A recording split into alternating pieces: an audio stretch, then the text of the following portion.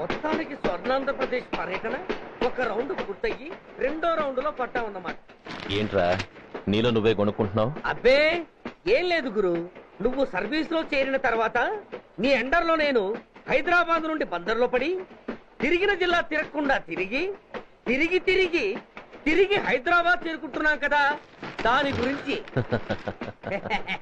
నవ్వు నవ్వుతావు ఎందుకు నవ్వు? చిన్నప్పుడు ఎవడో ఒక సన్నాసి నా చెయ్యి చూసి లోక సంచారం అవుతావు అన్నాడు. దాంతో నేను ఏ విమానం పైలట్ షిప్ కెప్టెన్ అవుతాననుకున్నాను, కానీ ఇలా నీతో పాటు తిరుగుతూ రాష్ట్రమంతా సర్వే చేస్తానుకోలేదు. ఏడ్చావులే. నిజంగానే ఏడ్చినట్టుంది. డ్రెస్ కిందకు 30 ఏళ్ళు వచ్చినా ఇంకా పెళ్లి కాలేదంటే తెలిసిన వాళ్ళందరూ నన్ను ఆ టైప్ ఏమో అనుకుంటారు తెలుసా. అయితే ఓ మంచి అమ్మాయిని చూసి చేసుకోవచ్చుగా? చేసుకోవచ్చు, ఎందుకు చేసుకోకూడదు? కానీ అవకాశం ఏది? ఫస్ట్ బందర్ బస్ స్టాప్ లో అమ్మాయిని చూసి ముచ్చటపడి పేరు అడుగుదామనుకున్నా. అడిగే లోపల ఆదిలాబాద్ ట్రాన్స్ఫర్ చేశారు. అక్కడ ఇంకో సుందరి కనిపించింది, పేరు అడిగా. ఆ అమ్మాయి పెద విప్పే లోపల ప్రకాశం జిల్లా పంపించారు. ఒంగోలులో ఇంకో అమ్మాయి కనిపించింది, పేరు చెప్పింది. ట్రాఫిక్ లో వినపడలా అనే లోపు విజయవాడ తన్నారు. ఇలా నిలకడ లేకుండా దీంతో పాటు తిరుగుతూ ఉంటే లవ్ ఎక్కడా, మ్యారేజ్ ఎక్కడా? నా బొంద. అంత ఇబ్బందిగా ఉంటే నాతో పాటు ఎడవడం ఎందుకు? మంచి ఉద్యోగం ఇప్పిస్తాను, హాయిగా పెళ్లి చేసుకుని సెటిల్ అవ్వు అంటావు అంతేగా. జీవితాంతం ఒంటరిగా అయినా గడిపేస్తాను గానీ మీ ఫ్రెండ్షిప్ మాత్రం దూరం చేసుకుని ఏసీపీ గారు. ఇది కొంచెం ఓవర్ అయినట్టుంది. ఓవర్ అయిందా? ఐసీ అయితే ఆపేస్తాను. ఈ టికెట్ ఎవరు బాబు? బాబు కాదు, పాప. ఈ టికెట్ తెలదు. ఏ నా టికెట్ ఏం తక్కువ? రేటు తక్కువ. ఇది సూపర్ ఫాస్ట్ ట్రైన్, నువ్వు ఎక్కాల్సింది మామూలు ట్రైన్. సికింద్రాబాద్ లో దిగి పీటీ కట్టించుకుని మీ ఊరెళ్ళు. ఏ ఈ ట్రైన్ భువనగిరి వెళ్ళదా? వెళ్తుంది కానీ ఆగదు. ఆగదా? ఎందుకు ఆగదు? ముందు కరీంనగర్ లో ఆగింది, తర్వాత సికింద్రాబాద్ లో ఆగుతుంది. మధ్యలో ఉన్న భువనగిరిలో ఎందుకు ఆగదు? ఏంటి లాజిక్కా? మీ ఊరికి ఈ ట్రైన్ ఆగేంత బిల్డప్ లేదు గానీ ఎక్కువ మాట్లాడకుండా సికింద్రాబాద్ లో దిగిపో. ఏంటయ్యా అమాయకురాల్లా కనిపిస్తున్నాన్ని దబాయిస్తున్నావా?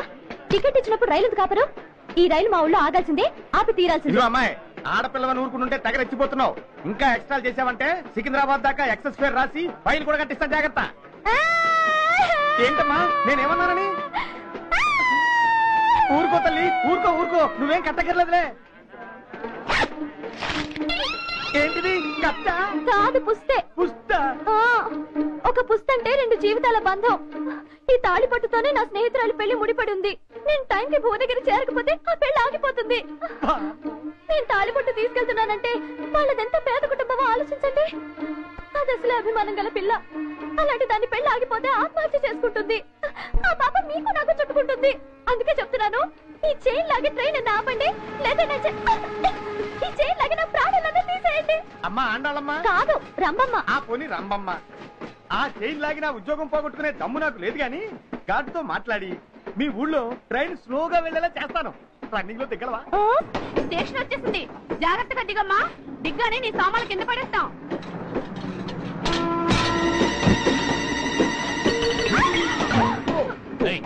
అసలు నీకు బుద్ధుందా?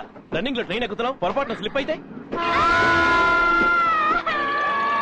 అబ్బో ఏంటి గురు, సహాయం చేస్తే సైరన్ లారుస్తుంది. నీకు అసలు బుద్ధుందా? ఇక్కడ బండి ఆగదని తెలిసి ఆ టీసీ గడి కాళ్ళు గడ్డాలు పట్టుకుని బతిలాడి బండి స్లో చేయించుకొని దిగితే నేను పడ్డ శ్రమంతా వృధా చేసి నన్ను మళ్ళీ లోపలికి లాగేసి రక్షించినట్టు పోసు కొట్టి పైన లెక్చర్లు ఇస్తావా? కథ అడ్డం తిరిగిందే. ఇదిగో ఈ తాళి పట్టు నా స్నేహితురాలి పెళ్లి టైంకి అందించడానికి రన్నింగ్ ట్రైన్ నుంచి దిగాను. నన్ను మళ్ళీ ట్రైన్ లోకి లాగేశావు. చూడు, ఈ తాళి ముహూర్తానికి అందకపోయినా, అక్కడ కట్టిన తోరణాలు ఎండిపోయినా, వేసిన అప్పడాలు మెత్తపడిపోయినా, సికింద్రాబాద్ స్టేషన్ లో దిగిన వెంటనే మా బావ కబురు పెట్టి మీ సంగతి తేలుస్తాను, తిరగేసి కొట్టి తిరుపతి చూపిస్తాడు. గురు, మనం హైదరాబాద్ చేరక ముందే ట్రాన్స్ఫర్ చేయించేలా ఉంది.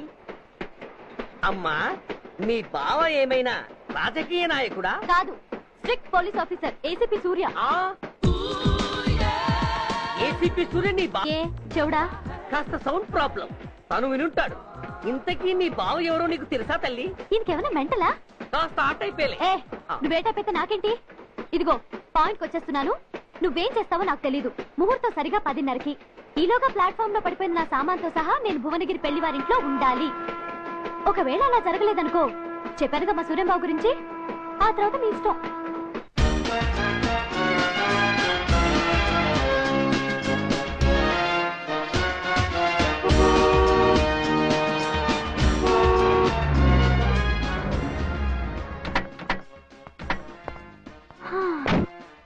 జురాసిక్ పార్క్ లో చిన్న డైనోసార్ లాగా ఏంటా లుక్కు?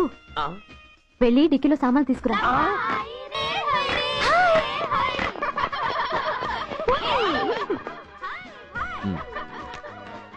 పర్వాలేదు, ఉంచుకో. టికెట్ సారీనే.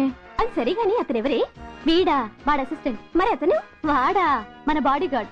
అవును, పెళ్లి కూతురేది? లోపల మేకప్ అవుతుంది. నీ మీద చాలా కోపంగా ఉంది. కనీసం 2 రోజుల ముందైనా వస్తామని ఎక్స్పెక్ట్ చేసింది.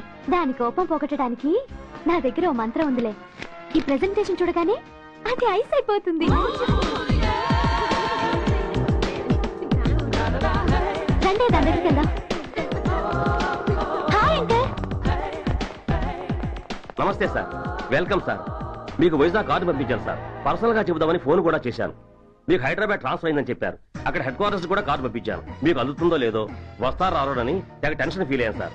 నాకు ఇన్ఫర్మేషన్ అందింది, అందుకే వచ్చాను. చాలా సంతోషం సార్. మీరు రండి సార్. గోమతి, దీపికా కా పులావ్ కోరాయా దేఖ్. ఏంటి అతన్ని బాడీ గార్డ్ అన్నావు? అంకుల్ ఏమో అంత రెస్పెక్ట్ ఇచ్చి హడావుట్ చేస్తున్నారు. ఉండవే, అసలే మతిపోయి నేను ఎడుస్తుంటేను. హలో, ఏంటి జురాసిక్ పార్క్ లో పెద్ద డైనోసార్ లా మొహం పెట్టావు? షాక్ అయ్యావా? అప్పుడే ఏమైంది? ఇంకా ముందుంది. ఇదిగో నీ బ్యాగ్, ఇదిగో నీ పెట్టి. నీకెప్పుడూ చెప్తుండేవాడినే, మా పోలీసులో హీరో, మా డిపార్ట్మెంట్ కే గర్వకారణమని. అంటే ఏసీపీ సూర్య. అవునమ్మా. Nice meeting sir. I am so thrilled sir. నా భార్య సార్. నమస్తే జీ. నమస్తే. మా అల్లుడు sir. Glad to meet you sir. వాళ్ళ father sir, ACP Suryan sir. Hello sir. ఏవే రమ్మా. ఏ నిన్నే పిలుస్తుండే. నువ్వు ఉండండి. Hello, calling. Go go.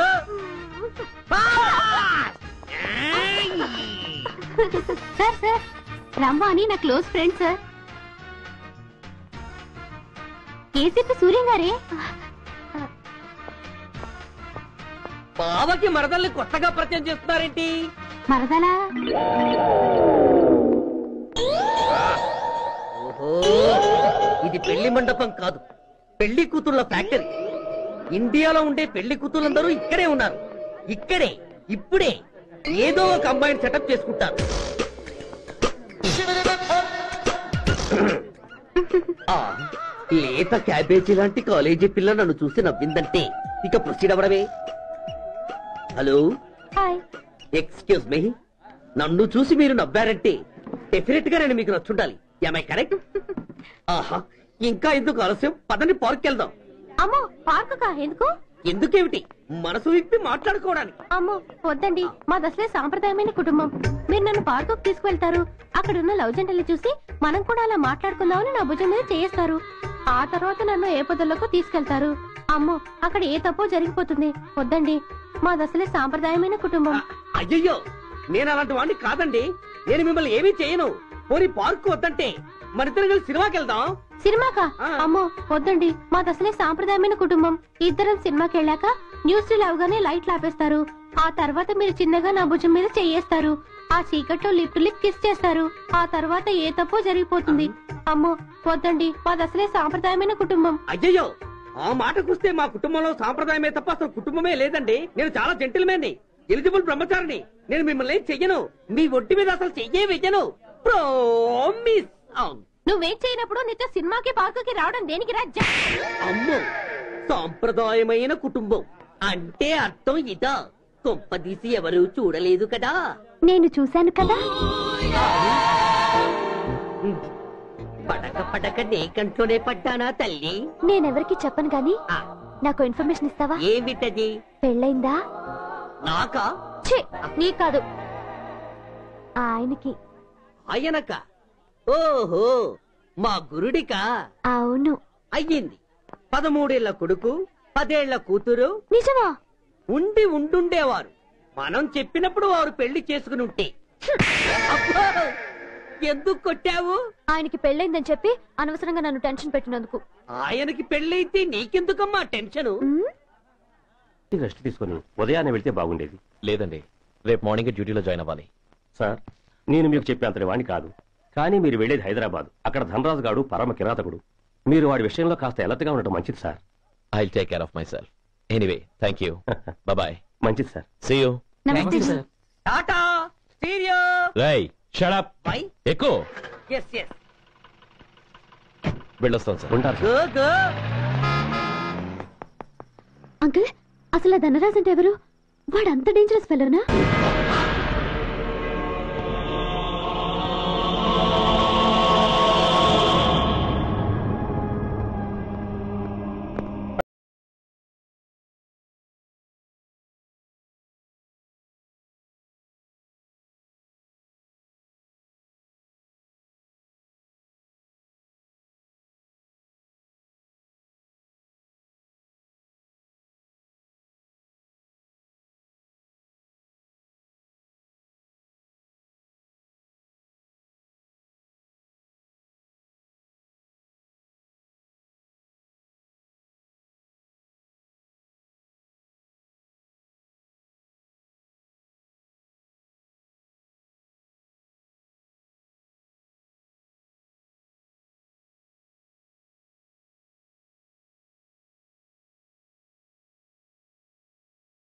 చేసినప్పుడు మా నాన్న కండిషన్ చాలా సీరియస్ గా ఉందండి. బతికే ఉన్నాడు.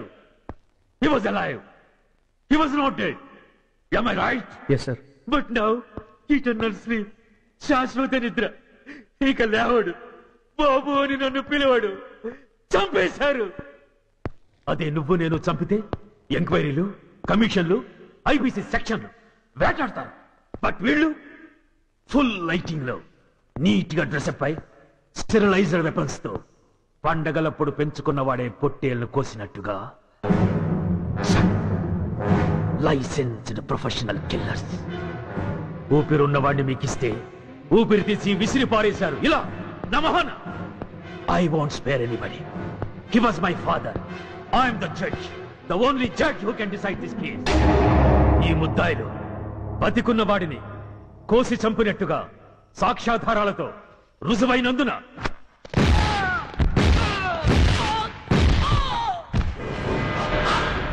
మరణ శిక్ష విధించడమైనది.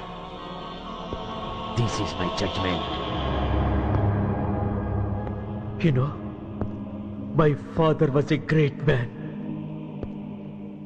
జస్ట్ 300 రూపాయలతో హైదరాబాద్ వచ్చి 300 కోట్లకు అధిపతి అయ్యాడు. ఐపీసీలో 511 సెక్షన్లు ఉంటే ఆయన మాకు 512వ సెక్షన్ నుండి నేర్పించాడు. He was really great. Control చేసుకోవచ్చు. దేవుడు లాంటి మనిషి. ఆ దేవుడిలోనే ఐక్యమైపోయాడు. మహానుభావుడు. అవును, మహానుభావుడు. ఆ మహానుభావుడు ఆత్మశాంతికి మనం 2 నిమిషాలు మౌనం పాటిద్దాం.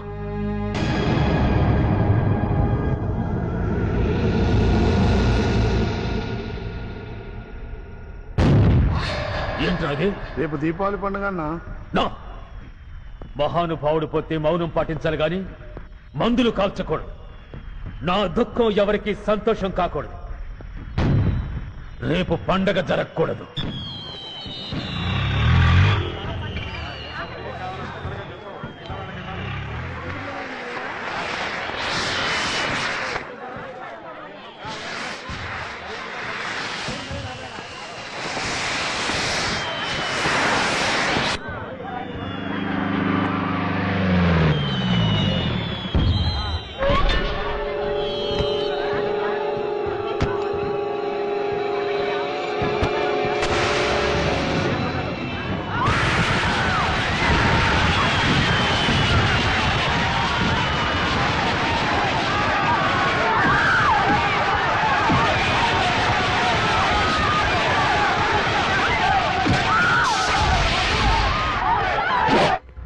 కొంపలు మునిగిపోయాయని ఫైరింగ్ ఆర్డర్స్ ఇవ్వమంటావయ్యా?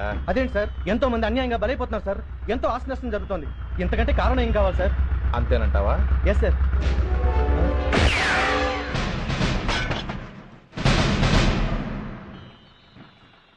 ఎంతమంది మామూలు జనం చస్తే ఒక ఎస్ఐ చావుకు సమానం అవుతుంది.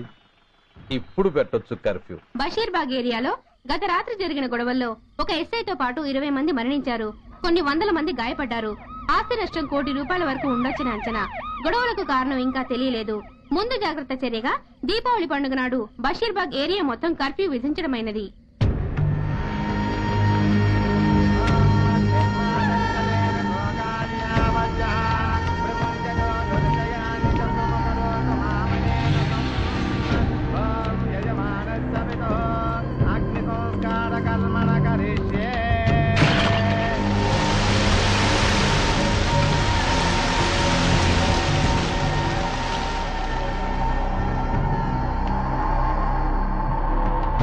ఆగు.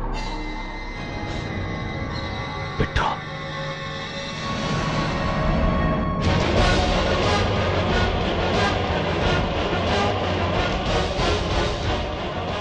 ఆగిపోయావే, అంటించు.